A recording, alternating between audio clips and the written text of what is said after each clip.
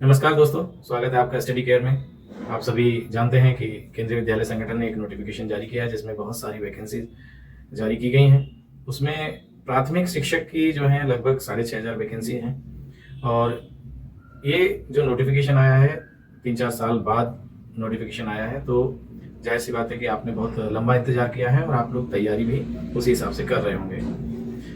अब इतने लंबे अरसे बाद ये जो भर्ती आई हैं, तो आप सबका प्रयास रहेगा कि इस प्रयास में आप सब लोग अपना अपना जॉब पा लें, पहली बार में ही सेलेक्ट हो जाएं। आगे आने वाले समय में क्या होगा, क्या परिवर्तन होंगे, इसका कुछ पता नहीं है अभी। हालांकि वेबसाइट पर इसका नोटिफिकेशन नहीं आया है, लेकिन जल्दी ही आ जाएगा।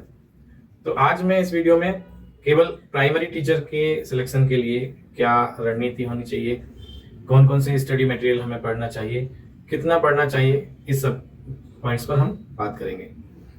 तो देखिए, जो प्राइमरी टीचर का जो पुराने नोटिफिकेशन के हिसाब से जो सिलेबस है या जो पेपर का पैटर्न है, तो उसमें 150 मार्क्स का जो पेपर होता है और 150 मिनट्स आपको मिलते हैं उसको अटेंड करने के लिए। उसमें 10 मार्क्स जनरल इंग्लिश और general Hindi 10 marks, GK and current affairs भी 10 मार्क्स और reasoning 10 marks, computer 10 marks, pedagogy 20 marks की है और ईवीएस यानी आपका जो सिलेबस जो सब्जेक्ट है वो 80 मार्क्स का है। तो इन सारे टॉपिक्स को कवर करने के लिए हमें क्या क्या पढ़ना चाहिए, ये बहुत सारे हमारे जो टेलीग्राम चैनल है उस पर भी बहुत सारी क्वेरीज आती हैं कि हमें कहाँ से क्या कौन सी बुक्स हमें पढ़नी चाहिए। तो मेरे बहुत सारे साथी हैं जो प्राइमरी टीचर में सेलेक्ट हुए हैं, 17, 18, 19 के जो बैच में आए हैं, तो उन सबसे मेरी बात हुई और उन सब के जो एक्सपीरियंस हैं, जो बेस्ट बुक्स उन्होंने बताई हैं, मैं उनको आपके साथ साझा करूंगा, उनके बारे में आपको बताऊंगा। तो सबसे पहले हम बात करते हैं जनरल इंग्लिश की। तो देखिए, जनरल इंग्लिश 10 मार्क्स की है और जनरल हिंदी 10 मार्क्स की है। तो इसको अटेम्प्ट करने के लिए, इसमें बेस्ट स्कोर लाने के लिए, देखिए जनरल इंग्लिश, देखिए आप ये हमारे इंडिया में आप देखेंगे कि नॉर्थ इंडियंस की जो होती है वो हिंदी ज़्यादा अच्छी है, वहीं साउथ इंडियंस की अंग्रेजी ज़्यादा अच्छी है। तो इसमें तो सारे पार्टिसिपेट करेंगे। तो अगर आप नॉर्थ इंडियन हैं और आपकी हिंदी बहुत अच्छी है, तो कोशिश कीजिए कि हिंदी में कोई क्वेश्चन गलत ना हो या कम से कम क्वेश्चन गलत हो। मीन्स 10 में से 8, 7 कम से कम लाना ही है। और इंग्लिश में देखिए, इंग्लिश चूंकि बहुत सारा उसमें सिलेबस में बहुत सारे टॉपिक्स हैं, तो आप इंग्लिश को उतना प्रिपेयर कर लीजिए कि कम से कम 5 मार्क्स आप ले लें। बहुत ज़्यादा आप अगर केवल इंग्लिश पढ़ते रहेंगे और इंग्लिश पर ही ज़्यादा फोकस करेंगे और इंग्लिश आपकी हो नहीं पा रही है, तो और सारे टॉपिक्स छूट जाएंगे। तो इंग्लिश को उतना पढ़ लीजिए जितना कि कम से कम 5 नंबर आ जाएं, और आप उधर हिंदी में ज़्यादा मार्क्स लीजिए। अगर आप हिंदी भाषी हैं तो आप जाहिर सी बात है कि हिंदी में आप ज़्यादा मार्क्स ले सकते हैं, हिंदी पर ज़्यादा फोकस कर लीजिए। वहीं अगर आप साउथ इंडियन हैं या आपकी इंग्लिश ज़्यादा अच्छी है, हिंदी थोड़ी कमजोर है, तो आप इंग्लिश को ज़्यादा अच्छा कर लीजिए, ताकि उसमें आप 8, 9 या 10 नंबर भी ले सकते हैं और हिंदी में 5 मार्क्स ले लेंगे तो चलेगा। तो जनरल इंग्लिश के लिए अगर आपको बुक की बात करें, तो अरिहंत पब्लिकेशन की एक सामान्य अंग्रेजी की यानी जनरल इंग्लिश की बुक आती है, वो ले लीजिए। या 12th तक की जो ग्रामर है उसको आप 12th की ग्रामर की बुक है वो भी आप कर सकते हैं। इसमें मेन एंटोनिम्स, सिनोनिम्स और एडजेक्टिव, सेंटेंसेस, ये सारी चीजें इसमें रहती हैं। तो उसके लिए आप अगर एक जो जनरल ग्रामर की बुक है, इवन आप चाहें उसके अरिहंत की बुक ले सकते हैं। हमारे जो साथी हैं उन्होंने अरिहंत की बुक पढ़ी थी, किसी ने लूसेंट की बुक पढ़ी थी, तो उससे कवर हो गया था। देखिए देखिए, अगर पूरी इंग्लिश को पूरे अच्छे तरीके से करना है तो आपकी वोकेबुलरी बहुत अच्छी होनी चाहिए, आप इंग्लिश में बहुत अच्छे होने चाहिए, तो आप उसको बहुत अच्छे से कर पाएंगे। लेकिन ऐसा नहीं, आपकी इंग्लिश बहुत खराब भी है तो भी आप 5 नंबर तो आराम से ले पाएंगे, इतना तो कर ही सकते हैं। तो लेकिन आप अगर आपकी इंग्लिश अच्छी नहीं है तो हिंदी अच्छी होनी चाहिए। तो हिंदी में आप उसको कवर कीजिए, 8 नंबर, 9 नंबर या 10 नंबर भी ले सकते हैं। मैं खुद हिंदी भाषी क्षेत्र का हूँ, उत्तर प्रदेश का हूँ, तो मेरी इंग्लिश बिल्कुल भी अच्छी नहीं थी उस समय, तो मैंने इंग्लिश को छुआ भी नहीं, मैंने कोई बुक भी नहीं खरीदी। बस जो भी थोड़ी बहुत इंग्लिश आती थी, 12th की एक ग्रामर की बुक थोड़ी बहुत पढ़ ली, उसमें एक्टिव पैसिव वॉइस और जो कुछ थोड़ा बहुत पढ़ सकता था थोड़ा बहुत पढ़ा, बाकी मैंने उस पर ज़्यादा ध्यान नहीं दिया। मुझे उसको टारगेट करना था कि मैं 4 मार्क्स या 5 मार्क्स ले लूँ। और हिंदी लेकिन मेरी थोड़ी ठीक थी, क्योंकि मैं टीजीटी हिंदी ही के लिए ही अप्लाई कर रहा था, तो हिंदी का जो मैंने किया उसको अच्छा किया, उसमें मेरे शायद 8 नंबर थे, तो वो मेरा कवर हो गया। तो आप इन दोनों 20 मार्क्स में आप एवरेज लेके चलिए कि 15 मार्क्स आप अगर ले लेते हैं या 14 मार्क्स ले लेते हैं तो ठीक है। इसके बाद बात करते हैं करंट अफेयर्स और जीके। देखिए, जीके इतना ब्रॉड है, जीके में तो बहुत कुछ है, लेकिन आपको चुनिंदा पढ़ना है। सही सटीक आप अगर पढ़ाई करेंगे तो आप जीके को अच्छे से हल कर पाएंगे। अब आप पीआरटी में एक आपको फायदा ये है कि आप जब अपना सब्जेक्ट वाला यानी ईवीएस वाला सेक्शन कवर करते हैं तब आपका जीके भी कंप्लीट होता है, क्योंकि जीके में तो सब कुछ है और ईवीएस में भी आपका पॉलिटी, हिस्ट्री, ज्योग्राफी, साइंस सब कुछ आता है। तो एनवायरमेंट साइंस ये भी सब कुछ आता है। तो उसको आप अगर पढ़ते हैं तो आपका जीके वाला सेक्शन भी क्लियर हो जाएगा। बाकी मैं थोड़ा सा और डिटेल में बताऊंगा कि जीके में किन पोर्शंस पे ज्यादा ध्यान देना है। अब बात करते हैं करंट की। तो करंट अफेयर्स आपको 6 महीने का तो बहुत अच्छे से पढ़ना ही है। उसके लिए जरूरी नहीं कि आप डेली पढ़ रहे हैं। अगर आप डेली पढ़ते हैं तो ये बहुत अच्छी आदत है, लेकिन अगर आप डेली नहीं भी पढ़ रहे हैं तो आप मंथली मैगजीन ले लीजिए। पिछले 6 महीनों की मंथली मैगजीन आप पढ़ लीजिए और उसके बाद आप चाहें तो एक वार्षिक मैगजीन आती है, मैंने केवल वार्षिक मैगजीन पढ़ी थी, तो पूरी वार्षिक मैगजीन को भी आप पढ़ सकते हैं। उसमें बहुत जैसे आपको पिछले पेपर देखेंगे तो आपको पता चलेगा कि केवीएस के कुछ फेवरेट टॉपिक्स हैं, जैसे गेम्स है, गेम्स एंड स्पोर्ट्स, उसके बहुत सारे क्वेश्चंस वो पूछते हैं। हर पेपर में उनके गेम्स के जो करंट के गेम्स होते हैं उनसे संबंधित क्वेश्चन पूछे ही जाते हैं। इसके अलावा डेज हैं, जो इंपॉर्टेंट डेज हैं पूरे ईयर में, आप उनको बिल्कुल याद कर लीजिए, रट लीजिए, उनमें से डेज पूछे ही जाते हैं। फिर नेशनल और इंटरनेशनल रिलेशंस के हैं, कोई बहुत बड़ी घटना कहीं किसी कंट्री में हुई है इंटरनेशनल, तो उसको भी आप कवर कीजिए। सारा करंट अफेयर्स नहीं पढ़ना है, लेकिन जो टॉपिक इनके पसंदीदा टॉपिक्स हैं उनको विशेष ध्यान देना है। साइंस एंड टेक है, गेम्स हैं और अंतर्राष्ट्रीय संबंध हैं, कोई योजनाएं हैं, जो लेटेस्ट कोई योजनाएं लॉन्च की गई हैं भारत सरकार द्वारा। इसके अलावा एजुकेशनल कोई करंट अफेयर्स हैं, एनईपी है, एनईपी को आपको बहुत अच्छे से पढ़ना ही है क्योंकि इस बार एनईपी से क्वेश्चंस आने ही आने हैं। तो ये सारा करंट अफेयर्स हो गया। इसके लिए मैंने आपको बता दिया, आप अगर डेली करंट अफेयर्स फॉलो करते हैं, किसी यूट्यूब चैनल से फॉलो करते हैं या किसी न्यूज़पेपर से फॉलो करते हैं तो बहुत अच्छा है, लेकिन आपको पिछले 6 महीने से आपको करंट अफेयर्स पढ़ना ही है। आ तो 1 साल का भी सकता है, लेकिन 6 महीने का अच्छे से आपको करना है। उसके लिए आप वार्षिकी मैगजीन ले लीजिए, घटना चक्र की आती है, प्रतियोगिता दर्पण आती है, एक स्पीडी आती है, उसमें 1 लाइनर्स होते हैं, वो बहुत अच्छी मैगजीन है, आप उसको ले लीजिए, आपका करंट अफेयर्स कवर हो जाएगा। मैंने लास्ट के 20 डेज ही करंट अफेयर्स पढ़ा और उसको पूरा वार्षिकी से पढ़ा और पूरा ट्रिक्स बना कर याद किया था और मेरा करंट अफेयर्स अच्छा हो गया था। तो आप भी ऐसा कर सकते हैं, अगर आप डेली पढ़ते हैं तो बहुत अच्छी बात है।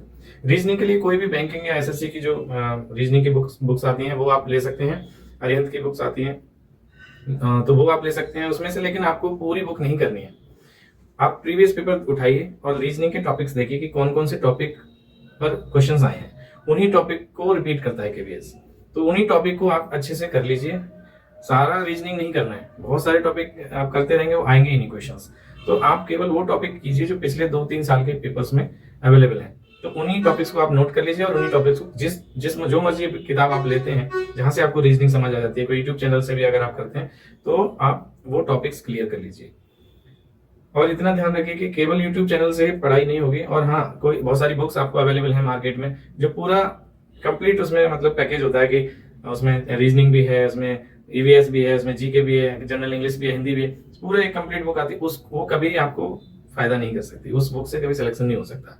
आपको ये सारी चीजें अलग अलग बुक से पढ़नी ही पड़ेंगी। तो मैंने आपको जनरल इंग्लिश के लिए बता दिया।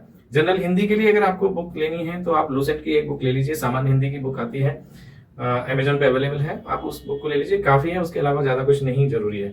उसमें सारे टॉपिक वहां पर दिए गए हैं, आप अपने सिलेबस से टॉपिक्स देख लीजिए, जैसे संज्ञा है, सर्वनाम है, विशेषण, संधि, वर्तनी शुद्धता और एकार्थी, अनेकार्थी, एक वचन, बहुवचन, मुहावरे, अलंकार, ये सारे टॉपिक जो भी सिलेबस में टॉपिक है उन एक एक टॉपिक को पढ़ लीजिए अच्छे से और उनके क्वेश्चंस लगा लीजिए प्रैक्टिस के लिए।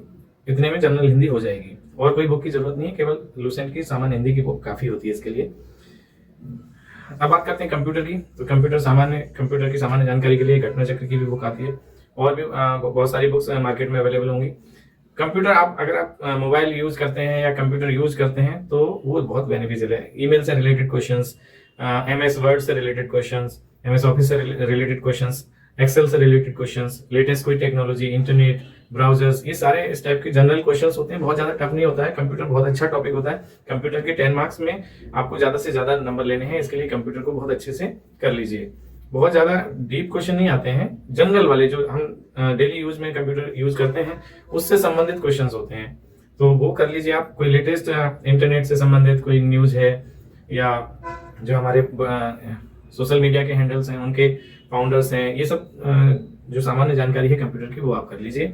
उसके लिए आप कोई भी सामान्य कंप्यूटर की बुक ले सकते हैं। इसके बाद पेडागोजी है। देखिए पेडागोजी मैंने स्वयं सिर्फ एक बुक से की थी, जो सीटेट के लिए मैंने खरीदी थी, वो थी अरिहंत की बाल विकास एवं मनोविज्ञान। ये एक बुक थी अरिहंत की, तो आप अरिहंत की बुक देख सकते हैं, उसी से मैंने पेडागोजी पढ़ी थी। और मैं आपको पेडागोजी के बारे में बता दूं कि पेडागोजी को केवल रटने से काम नहीं चलेगा। आप सारे सिद्धांत रट लीजिए, सारे एक्सपेरिमेंट रट लीजिए, केवल उससे काम नहीं चलेगा। जब तक आप सोचेंगे नहीं उस बारे में, क्लास के बारे में नहीं सोचेंगे, क्लास के एनवायरनमेंट के बारे में नहीं सोचेंगे। आप एक टीचर हैं और आपके सामने एक बच्चा है, तो उस परिस्थिति में कौन से चीजें सही होंगी, ये चीजें आपको सोचनी पड़ेंगी किसी भी क्वेश्चन को हल करते समय। क्वेश्चंस रट लेने से या क्वेश्चंस को याद कर लेने से पेडागोजी हमेशा ठीक नहीं होती है। एप्लीकेशन बेस्ड क्वेश्चन आते हैं, कोई सिचुएशन दे दी जाएगी कि क्लास में ऐसा हो रहा है तो आप क्या करेंगे, तो उसमें से जो बेस्ट आंसर है, और वहां बेस्ट आंसर चुनने का जो तरीका है वो ये है कि आपको बच्चे को केंद्र में रखना है। चाइल्ड सेंटर्ड एजुकेशन है, तो बच्चे का जो जिसमें सबसे ज्यादा हित बच्चे का जिस ऑप्शन में होगा, मीन्स बच्चे के फेवर में जो ऑप्शन सबसे अच्छा होगा वही ऑप्शन सबसे करेक्ट होगा। तो ये चीज आपको अपने दिमाग में रखनी है पेडागोजी के क्वेश्चन हल करते हुए।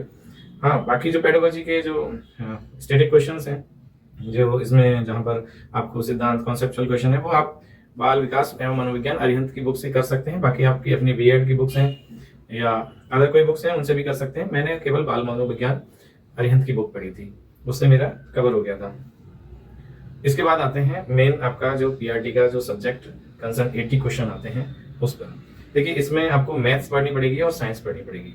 तो मैथ्स के लिए आप आरएस अग्रवाल की, शायद आरएस अग्रवाल के नाम से एक बुक आती है, तो वो बुक ले सकते हैं। और एनसीईआरटी आप 6 to 8 तो जो मैथ्स है वो अच्छे से करनी ही होगी आपको, वो कर लीजिए एनसीईआरटी। और बाकी जो सब्जेक्ट हैं जैसे साइंस है, ज्योग्राफी है और हिस्ट्री है, पॉलिटी है, इकोनॉमिक्स है, ये सारे सब्जेक्ट इसमें आते हैं। तो उन सबके लिए एक बहुत अच्छी बुक है, एक तो लूसेंट की बुक है जिसमें पूरा जीएस है, ब्लू कलर का उसका कवर होता है, मैं आपको लिंक दे दूंगा, अमेजन पे अवेलेबल है, या तो वो ले सकते हैं। उसके अलावा एक लूसेंट की बुक आती है जिसमें ऑब्जेक्टिव क्वेश्चंस होते हैं, पूरी मोटी बुक होती है वो लूसेंट की, वो बुक ले सकते हैं। इसके अलावा आप रिवीजन के लिए चाहें तो आप जैसे आपने एनसीईआरटी, देखिए सबसे ज्यादा जरूरी है कि आप एनसीईआरटी पढ़ लीजिए, 6 to 8 एनसीईआरटी तो पढ़ ही लीजिए, अभी समय है, अभी आप पढ़ सकते हैं। पतली पतली बुक्स हैं, ज्योग्राफी हिस्ट्री की पढ़ डालिए, एक बार ऐसे ही पढ़ डालिए, याद हो रहा नहीं हो रहा है मत सोचिए, बस पढ़ते जाइए, एक समझ विकसित होगी। उसके बाद एनसीईआरटी सार एक बुक आती है, वो आपको अमेजन पे उपलब्ध है, एनसीईआरटी सार करके, सार संग्रह करके, वो बुक ले सकते हैं। उसमें 1 लाइनर्स डेटा है, तो वो आप पढ़ लीजिए, उससे आपका रिवीजन हो जाएगा। फिर आपको अगर क्वेश्चंस लगाने, क्वेश्चंस की प्रैक्टिस करनी है, तो अलग अलग सब्जेक्ट की जैसे पॉलिटी, हिस्ट्री, ज्योग्राफी की घटना चक्र की बुक्स आती हैं, वो ले सकते हैं, उसमें डिटेल्ड एक्सप्लेनेशन भी होता है। या फिर क्वेश्चंस लगाने के लिए आप लूसेंट की एक बुक आती है जो ऑब्जेक्टिव टाइप क्वेश्चन होते हैं, जिसमें मोटी बुक होती है तो वो भी ले सकते हैं, उससे आप उसकी प्रैक्टिस कर सकते हैं। तो ये सारा आपका सिलेबस था, मैंने आपको बुक्स भी बता दी हैं। बाकी और अधिक जानकारी अगर आपको और कोई डाउट है तो आप कमेंट में लिख दीजिए। बाकी हमारा एक टेलीग्राम चैनल चल रहा है, उसमें भी बहुत सारे अभी मेंबर्स जुड़ गए हैं, तो वहाँ पर भी आप आ सकते हैं, वहाँ पर भी डिस्कशन चलता है। कोई जो जरूरी बात होती है मैं अक्सर उस पर ऑडियो भेजकर मैं समझा देता हूँ, या आपस में हम मेंबर्स भी एक दूसरे की बातें साझा करते हैं। तो बाकी बात करते हैं कि पढ़ाई कितनी करें, कि क्या स्ट्रेटेजी अपनाएं। तो स्ट्रेटेजी यही है, सबसे पहले तो आपको प्रीवियस पेपर को खूब अच्छे से, खूब सूक्ष्मता से उसका, यानी माइन्यूटली बहुत अच्छे से एनालिसिस करना है कि कौन से टॉपिक से कैसे क्वेश्चन आ रहे हैं, वो आपको ही पढ़ना पड़ेगा। मैं अगर आपको बता भी दूंगा कि इस टॉपिक से इतने क्वेश्चन, इस टॉपिक से इतने क्वेश्चन, उससे लाभ नहीं होगा। आपको पढ़ना पड़ेगा, देखना पड़ेगा कि कैसा क्वेश्चन आया है, किस लेवल का क्वेश्चन है। जैसे मैंने बता दिया ना, करंट अफेयर्स के बहुत सारे क्वेश्चन आप देखेंगे प्रीवियस पेपर, बहुत सारे क्वेश्चन खेल से रिलेटेड है। करंट के खेल के कितने सारे क्वेश्चन है, डेज का क्वेश्चन एक दो जरूर आता ही आता है, और खासतौर से जो सरकार जिन डेज को मना रही है, जो दिवस है, महत्वपूर्ण दिवस है, उनको तो जरूर कर लेना है। तो प्रीवियस पेपर से आपको आइडिया मिल जाएगा कैसे रीजनिंग आती है, कैसे करंट अफेयर्स आती है, कैसी जीके आती है। इसके अलावा फिर दूसरा आपका ये स्टडी मटेरियल, जल्दी से जल्दी आप जो भी बुक आप डिसाइड कर रहे हैं वो बुक ले लीजिए। अगर किसी और कहीं और से आपको कुछ पता चला है, कहीं और से आप पढ़ रहे हैं, वो ज़्यादा अच्छा लग रहा है, आप ले लीजिए, लेकिन एक निश्चित कर लीजिए, कम संसाधन रखिए लेकिन बार बार पढ़िए। अगर आपने ये भी बुक ले ली, ये भी ले ली, ये भी ले ली, बहुत सारी बुक्स ले ली और पढ़ी नहीं कोई भी, तो कोई लाभ नहीं होने वाला। एक बुक ले लीजिए, पहले जैसे लूसेंट ले लिया आपने, लूसेंट को पढ़िए, बार बार पढ़िए, 3-4 बार पढ़ दीजिए, पढ़ते जाइए। ये मत सोचिए याद नहीं हो रहा है, एक बार पढ़ते तो जाइए, देखिए बहुत सारी चीजें याद रह जाती हैं। एक बार में सब कुछ याद नहीं रहेगा, एक बार पढ़ेंगे तो कुछ चीजें याद रह जाएंगी, दूसरी बार पढ़ेंगे तो और ज्यादा चीजें याद रह जाएंगी, तीसरी बार पढ़ेंगे तो और ज्यादा चीजें याद रह जाएंगी। याद तो करना ही पड़ेगा, पेपर आपको देना है, कोई भी कोचिंग वाला, कोई भी यूट्यूब वाला आपको याद नहीं करा सकता, याद आपको करना ही है। और उसके लिए आपको पढ़ना पड़ेगा, रिवीजन करना पड़ेगा, जितना हो सकता है रिवीजन कीजिए, क्वेश्चंस लगाइए, जहां से भी प्रैक्टिस सेट मिलता है। हाँ, आप मार्केट से प्रैक्टिस सेट खरीद सकते हैं, जो भी प्रैक्टिस सेट मिल रहा है अच्छा सा कोई प्रैक्टिस सेट ले लीजिए और उसको बार बार लगाइए, जितने प्रैक्टिस सेट लगा सकते हैं लगाइए। बाकी कुछ और चीजें जो आपके जीके से संबंधित या ईवीएस से संबंधित कुछ चीजें हम अपने यूट्यूब चैनल पर आपके साथ साझा करेंगे। थोड़ा समय कम मिलता है क्योंकि नौकरी है, तो इसलिए जो भी समय मैं आपको दे सकता हूँ वो दे रहा हूँ। आशा करता हूँ कि आपको वीडियो पसंद आएगी, और अगर कोई वीडियो पसंद आए तो प्लीज़ लाइक भी कर दीजिए, मुझसे मुझे मोटिवेशन मिलता है और समय निकालने का एक माध्यम हो जाता है कि हाँ, कोई हमारा इंतजार कर रहा है कि हमारी जो सुझाव को पसंद करता है या हमारे सजेशन से उसको लाभ हो रहा है, तो ये पता चलता है। और अगर आप चैनल पर नए हैं तो सब्सक्राइब भी कर सकते हैं, ये आपकी अपनी इच्छा है। धन्यवाद, बहुत बहुत शुभकामनाएं।